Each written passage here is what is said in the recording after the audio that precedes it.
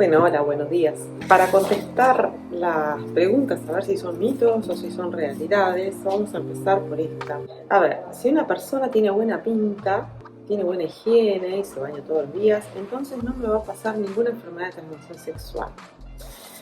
Bueno, pasa muy poco por la higiene, si bien la higiene es muy importante y es fundamental, pasa más por el número de parejas diferentes que haya tenido la persona con la que vamos a tener relaciones sexuales o nosotros mismos. A mayor número de parejas diferentes, mayores posibilidades de que alguna de esas parejas tuviera algún germen de transmisión sexual, que puede ser un virus, una bacteria o otras clases diferentes de gérmenes que puedan llegar al organismo.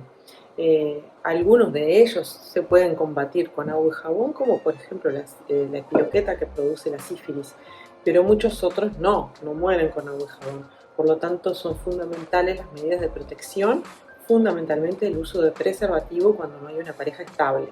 Bueno, en cuanto al coitus interruptus o interrumpir la penetración un momento antes de eyacular, tradicionalmente se habla de esto como un método anticonceptivo, pero no debe considerarse un método anticonceptivo. El índice de fallos es muy alto, tiene más de 20% de fracasos. Por lo tanto, no es algo seguro como método anticonceptivo. Y por supuesto que no previene del contagio de ninguna enfermedad de transmisión sexual. En cuanto a si tomar pastillas anticonceptivas provoca dificultad de quedar embarazada o puede dejar con esterilidad a una persona, eso no es así. El efecto de las pastillas anticonceptivas está en el cuerpo mientras la paciente las está recibiendo. Por lo tanto, cuando la mujer deja de tomar pastillas anticonceptivas, automáticamente el efecto anticonceptivo cesa.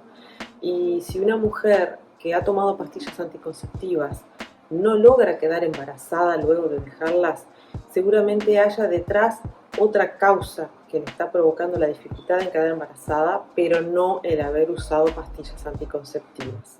Se dice que el DIU no es tan efectivo como la píldora. Eso yo creo que es un mito. El DIU, el dispositivo intrauterino, es de los métodos anticonceptivos más confiables y más seguros, con menos tasa de fracaso. Es bastante comparable al uso de pastillas anticonceptivas cuando estas se usan correctamente, más del 99% de seguridad. Esto quiere decir que de 100 mujeres que usan el método por año, menos de una queda embarazada. Esto puede pasar con cualquier método y, por supuesto, el DIU tiene que estar bien colocado y ser controlado para saber que no se expulsó inadvertidamente o que no se salió de su lugar o que fue cambiado en el tiempo que se recomienda porque puede haber perdido la efectividad. Pero cuando está bien colocado, bien controlado, la efectividad es altísima. En cuanto a la duda de si el DIU puede dejar estéril, no, el DIU no puede dejar estéril en sí mismo, pero hay que tener en cuenta una cosa: es un cuerpo extraño que está adentro del útero. Como cuerpo extraño puede generar una reacción inflamatoria y hacer que sea el útero inflamado más proclive a padecer alguna enfermedad infecciosa por alguna bacteria o por alguna clamidia. Por lo tanto, cuando llegan gérmenes al tracto genital, si hay colocado un dispositivo intrauterino, puede generarse una infección. Esta infección puede ser más severa y son las secuelas de la infección las que pueden comprometer la fertilidad de la paciente. Por lo tanto, si una mujer tiene deseos de fertilidad futura y es portadora del dispositivo intrauterino, no tiene que temer por perder su fertilidad. Lo que sí tiene que ser es muy cuidadosa en cuanto a las enfermedades infecciosas e inflamatorias y estar en estricto control con su ginecólogo tratante, y si apareciera una enfermedad infecciosa, tratarla enseguida, porque sería la enfermedad infecciosa la que puede comprometer la fertilidad y no el DIU propiamente dicho. Bueno, con respecto a la toxoplasmosis, la pregunta ¿es cierto que los gatos dan por toxoplasmosis y esto afecta el embarazo? Bueno, sí, es cierto que los gatos pueden transmitir la toxoplasmosis y es cierto que la toxoplasmosis afecta el embarazo. Sobre todo, la toxoplasmosis afecta el embarazo solamente cuando una mujer que nunca tuvo contacto con la toxoplasmosis, durante el embarazo se contagia de toxoplasmosis. Las mujeres que ya tuvieron contacto con la toxoplasmosis y durante el embarazo vuelven a tener un contagio, no tienen riesgo de transmitirla a su bebé y no tienen riesgo de que su bebé sufra complicaciones. Estas complicaciones pueden ser aborto o pueden ser malformaciones, pueden ser alteración en el cerebro del bebé, en la visión del bebé, distintas consecuencias que puede tener. Pero si bien la toxoplasmosis la transmiten los gatos, los que se enferman son los humanos, pero también se pueden enfermar otros mamíferos como el ganado. Por lo tanto, si bien en las heces, o sea, en las materias fecales de los gatos, pueden tener los huevitos de toxoplasma que llegan a la persona y contagiarla, también tenemos que tener en cuenta que el mayor índice de contagio está en manipular carne cruda de animales contagiados de toxoplasmosis. Por lo tanto, la mujer embarazada que no tuvo contacto con el toxoplasma debería extremar los cuidados al manipular la carne. No debe comer carne mal cocida o cruda, tiene que comer la carne bien cocida y por ejemplo, puede agarrar un churrasco para cocinar, eso sí puede hacerlo, pero si va a estar manipulando la carne un rato, por ejemplo, agarrar carne picada para hacer hamburguesas o para hacer albóndigas, eso lo debería hacer con guantes, porque es posible que esa carne tenga huevitos de toxoplasmosis y que la paciente, que la mujer se contagie a partir de ahí. Después la otra manera para prevenir es lavar muy bien las verduras, sobre todo las verduras que crecen a ras del piso, porque esas verduras podrían estar contaminadas con toxoplasma y un mal lavado al comer una ensalada de hojas verdes crudas, por ejemplo, podría tener toxoplasma y contagiar. O sea que sí, los gatos transmiten la toxoplasmosis, las mujeres embarazadas que nunca tuvieron contacto deben tener cuidado, pero también tienen que saber que no es solo el gato el que la pone en riesgo y hay otras medidas que hay que tener en cuenta. Bueno, en cuanto a si es malo darle pastillas anticonceptivas a las adolescentes, eso depende. Todo lo que sea un tratamiento farmacológico y sobre todo hormonal, si no es estrictamente necesario, lo mejor es no usarlo. Pero en las adolescentes tenemos dos situaciones en las que frecuentemente indicamos pastillas anticonceptivas. Uno es cuando un adolescente inició su vida sexual y por supuesto que es mucho más riesgoso un embarazo a esa edad que los efectos que puedan tener las pastillas anticonceptivas. Por lo tanto, poniendo en la balanza riesgo-beneficio, es mejor que tome anticonceptivos y no que corra riesgo de un embarazo no deseado. La otra causa por la cual frecuentemente indicamos anticonceptivos a las adolescentes es cuando tienen irregularidades menstruales muy marcadas o sobre todo cuando tienen dolores menstruales, lo cual se llama dismenorrea, muy importante. Hay adolescentes que tienen una alteración muy importante de su calidad de vida por los dolores que sufren durante las menstruaciones o por la abundancia de sangrado, y en ese caso se dan pastillas anticonceptivas. Si la paciente no tiene contraindicaciones para las pastillas anticonceptivas, como por ejemplo la alteración de la coagulación de la sangre, no sería perjudicial tomar pastillas y no tienen efectos a largo plazo. Puede tener las complicaciones de las pastillas anticonceptivas hormonales que puede tener cualquier mujer a cualquier edad, pero no por ser adolescente. Sí, efectos adversos de las pastillas anticonceptivas, y sí, en todo tipo de tratamiento, por sencillo que sea, siempre puede haber un efecto no deseado, un efecto secundario. Hay contraindicaciones absolutas que, bueno, por ejemplo, una paciente que tenga una alteración en la coagulación de su sangre con tendencia a formar trombos o coágulos de sangre, tiene contraindicado el uso de pastillas porque esto lo potencia. Y bueno, y un efecto secundario importante y grave en usuarios de anticonceptivos puede ser la presencia de trombosis, sobre todo en aquellas que no sabían que tenían esta patología.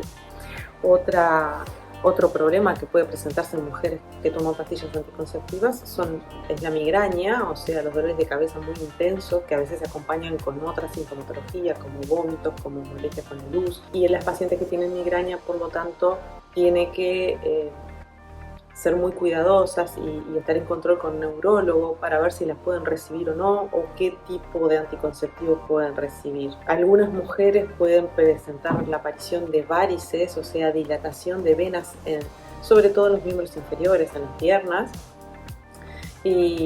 o varículas, que son como unas líneas azules chiquititas, que son venitas chiquitas dilatadas, y eso puede aparecer como efecto secundario de las pastillas anticonceptivas. Otro efecto que la mayoría de las mujeres le tenemos miedo de las pastillas anticonceptivas puede ser el aumento de peso. Si bien no se da en la mayoría de las pacientes que toman pastillas anticonceptivas, no hay un aumento de peso, pero algunas sí.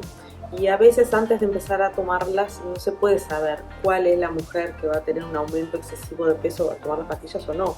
Y eso es algo que hay que controlar. Hay otros efectos, por ejemplo, hay pacientes que refieren una disminución de la libido, o sea, una disminución del deseo sexual, y ahí hay que ver porque hay muchas combinaciones de hormonas para las pastillas anticonceptivas, y hay veces que algún tipo de combinación puede dar alteración en el deseo sexual y otro tipo no. Entonces es cuestión de probar en cada paciente hasta encontrar una combinación anticonceptiva que le haga bien como anticonceptivo, pero que no le disminuya su deseo sexual.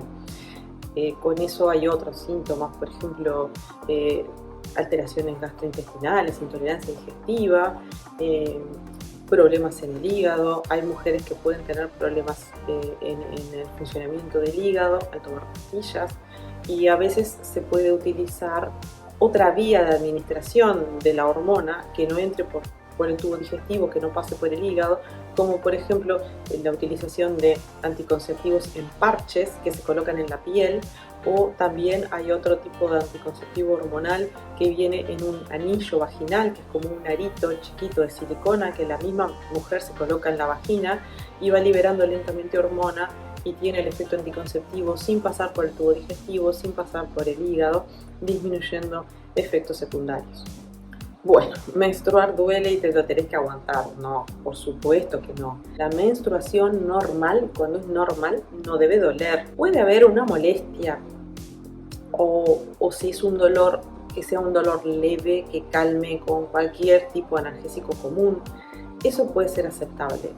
Pero cuando una paciente tiene un dolor intenso, que no calma con analgésicos, que le afecta su calidad de vida, eso no es normal y debería consultar. Hay patologías, hay enfermedades que pueden provocar esto. Una de ellas es la endometriosis, que entre las patologías que dan dolores menstruales fuertes es la más frecuente. 1 de cada 10 mujeres tiene endometriosis, por lo tanto, si una mujer tiene dolor menstrual intenso debería consultar. Después hay otra enfermedad pariente de la endometriosis, que es la adenomiosis, que también se caracteriza por dolores cólicos menstruales muy fuertes y también menstruaciones más abundantes de lo normal, entre otras patologías. Así que si tienen dolores menstruales intensos, tienen que consultar. Bueno, en cuanto a si hay métodos anticonceptivos nuevos, bueno, nuevos no. Puede haber métodos anticonceptivos que sean poco conocidos. Los más conocidos son la píldora o pastilla anticonceptiva, el dispositivo intrauterino, más conocido como DIU, y otros métodos que son menos conocidos. Pueden ser el implante anticonceptivo, que ahora tuvo mucha difusión en los últimos años. Es un tubito pequeño, chiquitito, que se coloca en la cara interna del brazo, por abajo de la piel, no muy profundo, solo apenas abajo de la piel. Y ahí va liberando un tipo de hormona que no es estrógeno, es pariente de la progesterona, que lo que hace es evitar la ovulación y evitar el embarazo. Y en algunas mujeres evita la menstruación también. Ese es un método muy efectivo, que no obliga a que la mujer se tenga que estar acordando todos los días de tomar la pastilla, y también es un método que tiene la ventaja de que no es un dispositivo que va adentro del útero, entonces es a veces más amigable para muchas mujeres que no se animan a colocarse un cuerpo extraño dentro del útero, pero sí se animan a colocarse el implante en la piel. La efectividad es alta, es la misma, y eso es algo poco conocido. Después, dentro de los anticonceptivos hormonales, más conocido es la pastilla anticonceptiva, pero también puede venir Los mismos componentes de la pastilla anticonceptiva pueden venir en parches que se colocan en la piel y que se recambian cada semana, o pueden venir en un anillo vaginal, que es un arito de silicona pequeño que se coloca en el fondo de la vagina y que se recambia todos los meses, o ese mismo compuesto hormonal del anticonceptivo de las pastillas o del parche o del anillo también puede venir en inyectable, que es inyectable todos los meses. Y también se va absorbiendo lentamente la hormona y la mujer tiene el efecto anticonceptivo durante todo el mes. Después también hay un tipo de inyectable de depósito que se llama, que no se hace todos los meses, sino que se hace cada 3 meses, y ahí lo que libera es solamente una hormona, también como el implante anticonceptivo que libera una hormona pariente de la progesterona. Estos inyectables de depósito que se dan cada 3 meses también liberan una hormona pariente de la progesterona, y también todos estos son muy efectivos. Después están los clásicos, los de barrera, como es el preservativo en el hombre o el preservativo de mujer o el diafragma. Ellos ya están en una escala de seguridad y efectividad un poquito más baja que los métodos hormonales que hablamos antes. Después están los métodos definitivos. Dentro de los métodos definitivos pueden ser en la mujer la ligadura de trompas y en el varón la vasectomía o la ligadura de conductos deferentes. Se supone que son métodos no reversibles, que son definitivos y que tienen menos falla que los otros, aunque en esta vida todo puede fallar.